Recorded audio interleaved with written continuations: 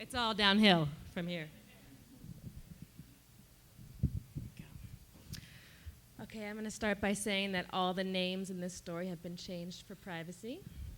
The one name in the story has been changed for privacy. Just do this. I once knew a man named Dr. Brenna. He was an oncologist. He was my mom and grandma's doctor when they both had breast cancer.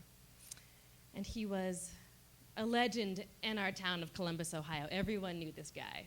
He was the best of the best. He was a stellar man. He was a humanitarian.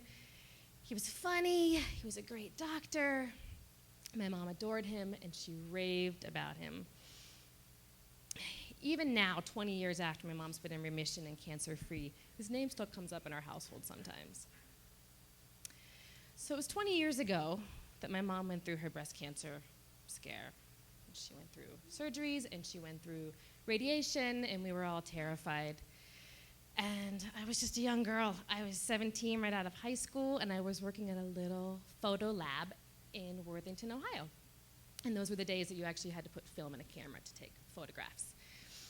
And one afternoon at work, it was very slow, a man walked in the door.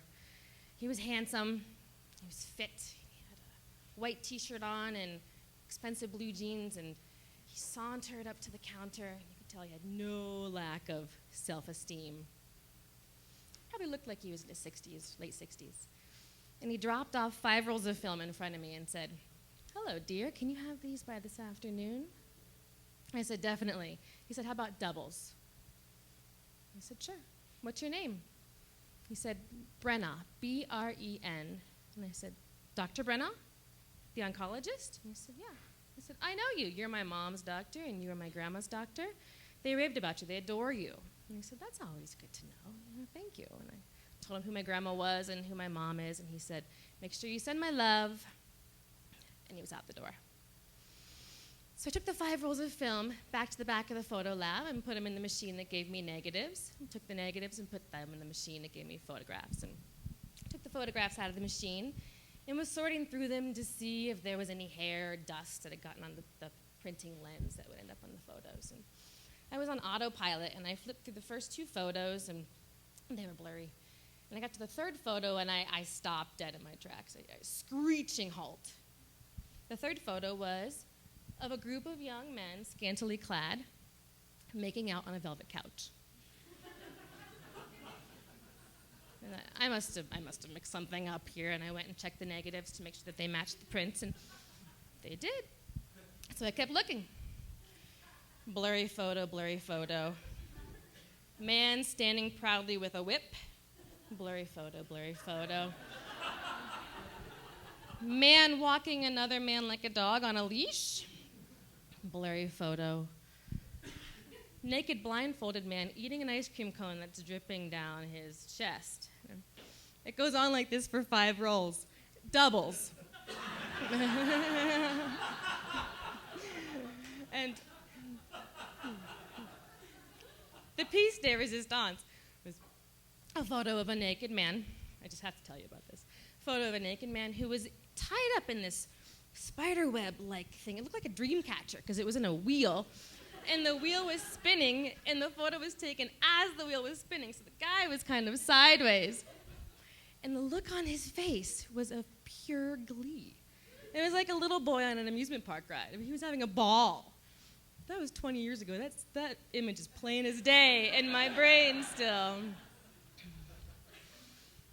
So I kept flipping, and there I find Dr. Brenna. He was about halfway through the 3rd roll. There weren't that many photos of Dr. Brenna because he was so busy taking all the photos, I presumed. But the photo was of him passionately kissing this young, handsome gentleman, and it looked like the camera was held out like that. It was one of those close-up shots. And I thought, well, I'll be damned. Our good doctor has a way of blowing off some steam here. And then I thought, wow, if these photos ended up in the wrong hands, he would surely be busted. And I thought, if these photos ended up in my grandma's hands, he would surely have been busted. And then it occurred to me that someone who was interested in discretion would not have taken 5 rolls of doubles. And then it also occurred to me that someone who saves lives for his day job probably lives by a whole different set of rules and regulations than the rest of us do. So later on that afternoon, Dr. Brenner returned. He had a big grin on his face. And he said, "Were there any good ones in the batch?" And I was by myself, and I rang him up, and I had hottest cheeks. I was mortified. And he even, get this, he even took some photos out of the envelope and put them on the counter between us. And he said, "I like the lighting in this one. What do you think about the lighting in this one?"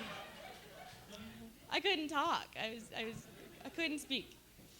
And then it occurred to me, he's even getting pleasure from this. He's even getting pleasure from this moment that we're having, that he's pulling back his little curtain and showing me this world of wildness and this fetish extravaganza.